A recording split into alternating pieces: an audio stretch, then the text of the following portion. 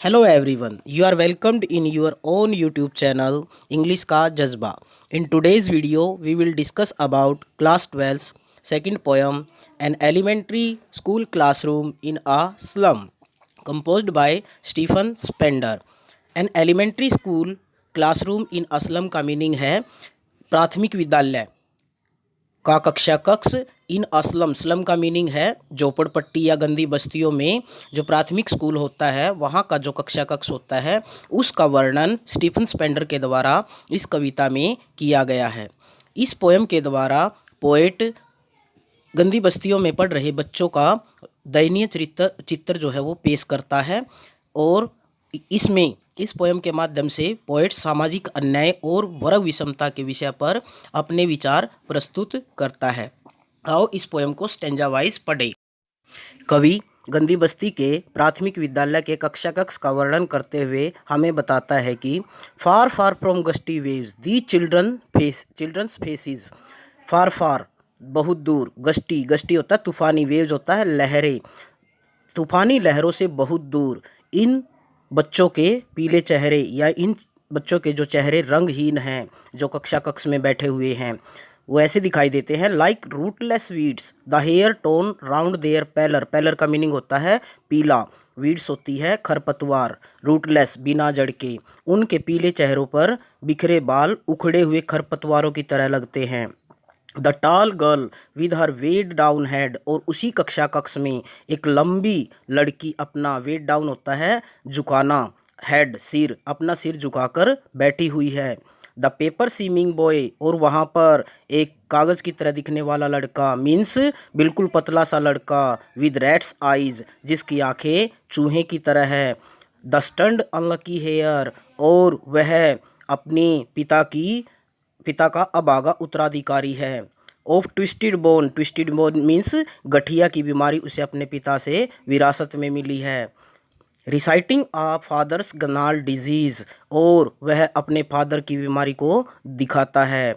His lesson from his desk. वह अपने desk पर बैठा हुआ अपना लेसन सुन रहा है, अपना पाठ सुन रहा है. At back of the dim class. और धुंधली कक्षा के आखिर में वन अननोटेड स्वीट यंग. एक अनदेखा मधुर युवा लड़का है. His eyes in a dream. और उसकी आंखों में सपने हैं. Of squirrel game. गिलहरियों के खेल का, यानी कि वो भी जैसे गिलहरी स्वतंत्र रूप से खेलना चाहती है वह भी खेलना चाहता है, उसमें भी खेलने के सपने हैं.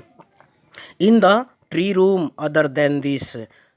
जो इन सब चीज़ों से हटकर है. सेकंड स्टेंजा में पोएट कक्षा कक्ष का वर्णन करता है. कक्षा कक्ष का वर्णन करते हुए हमें बताता है on sour cream walls donations Shakespeare's head cloudless at dawn civilised dome riding all cities. हमें बताता है कवि कि वहाँ कक्षा कक्ष की दीवारें जो है वो शोवर होता है फेडिड, मध्यम कलर की धुंधली जो दीवारें हैं वहाँ पर जो दान देने वाले हैं, डोनेशन देने वाले हैं, उनकी सूची है, उनका नाम लिखा गया है. वहाँ पर शेक्सपियर्स हेड, शेक्सपियर की तस्वीर लगाई गई है.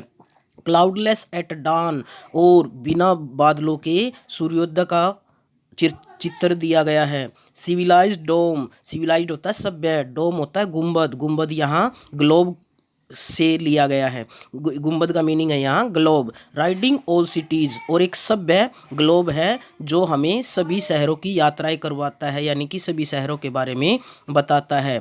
बेल्ड फ्लावरी टायरोलिज वैली. और वहाँ पर बेल्ड होता है घंटियों सहित, फ्लावरी फूलों से, सुंदर फूलों की टायरोलिज वैली का वर्णन किया गया है. Open handed map awarding the awards it's world. और वहाँ पर ओपन हैंडेड मैप है, यानी कि बिना स्केल के बनाया गया संसार का मानचित्र है जो वहाँ अपने आप में पूरे संसार को दर्शाता है. And yet for the children. और फिर भी इसके बावजूद भी ये बच्चे, दीज विंडोज़. और वहाँ की जो खिड़कियाँ हैं, नोट दिस मैप. उनके लिए ये मैप बेकार है. Not this map their world. यानी कि जो मैप दिया गया, मानचित्र दिया है, वो उनका संसार नहीं है. Where all their futures painted with a fog. जहाँ पर उनका भविष्य धुंध के साथ पेंट किया गया है। A narrow street sealed in with a lead sky, एक पतली गली जो लेड से भरे आकाश से ढकी हुई है। Far from reverse, caves and stars of words, caves का मीनिंग होता है अंतर्द्वीप, और जो नदियों, चोटियों और तारों से बहुत दूर है। Surely Shakespeare is wicked, the map a bad example, with ships and sun and love tempting them to steal. कवि हमें बताता है कि श्योरली निश्चित रूप से, विक्ड का मीनिंग होता है बुरा, शेक्सपियर की जो तस्वीर वहाँ लगाई गई है वो उनके लिए बुरी है, और जो मैप मानचित्र उन्हें दिखाया गया है वो उनके लिए बुरा उदाहरण है।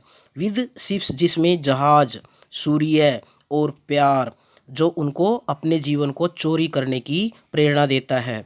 For lives that slyly turn in their cramped hole, slyly का मीनिंग होता है सीक्रेटली, चोरी चोरी से, और क्रैम्प्ड होल का मीनिंग होता है नैरो, तंग।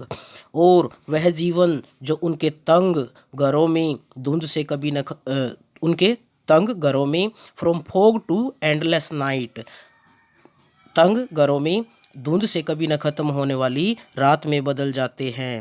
Wear skins peep through by bones, spectacles of steel with mended glass like bottle beads on stones। इन बच्चों के शरीर पर जो पतली त्वचा है, जिसमें से हड्डियां बाहर झांकती है, यानी कि वो बहुत कमज़ोर हैं, उनके शरीर पर हड्डियां दिखाई दे रही हैं, और लोहे के फ्रेम में वे पुराने ग्लास के चश्मे पहने हुए हैं, और जो ऐसे लगते हैं मानो पत्थर पर कांच के टुकड़े पड़े हुए हो। All of their time and space are foggy slum, और उनका समय और स्थान केवल जो धुंध भरी या गंदी बस्तियां हैं, फोगी स्लम मीन्स गंदी बस्तियां।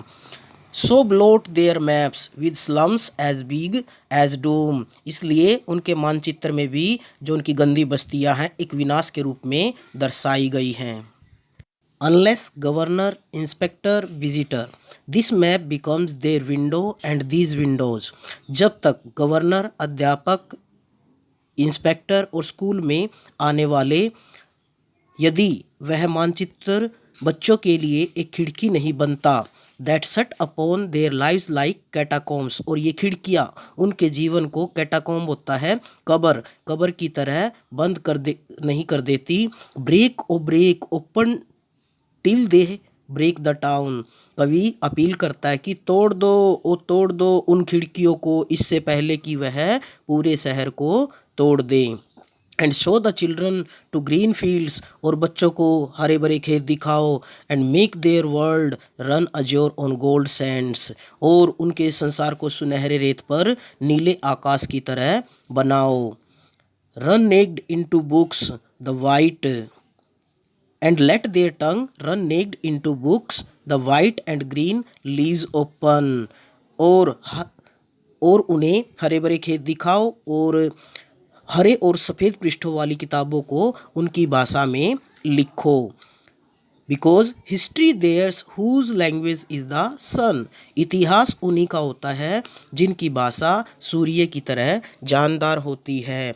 कवि का कहने का अर्थ है कि यदि बच्चे अच्छी तरह से पढ़ेंगे तभी देश का भविष्य अच्छा होगा। उम्मीद है आपको ये पोयम अच्छे से समझ में आ गई होगी। अगर आपको ये अच्छे से पोयम समझ में आ गई है तो इसके अंत में जो मल्टीपल चॉइस क्वेश्चन आपको स्क्रीन पर दिखाई दे रहे हैं, आपको इन्हें अच्छे से लर्न और राइट करना है। अपनी नोटबुक में अच्छे से इनको नोट कर ले, और ज़्यादा से ज़्यादा इस चैनल को लाइक करें, शेयर करें, सब्सक्राइब करें, और बेल आइकन दबाएं, ताकि आपको आने वाली जो हमारी वीडियो है उनका नोटिफिकेशन आप तक पहुंचता रहे। धन्यवाद। आपका दिन शुभ हो।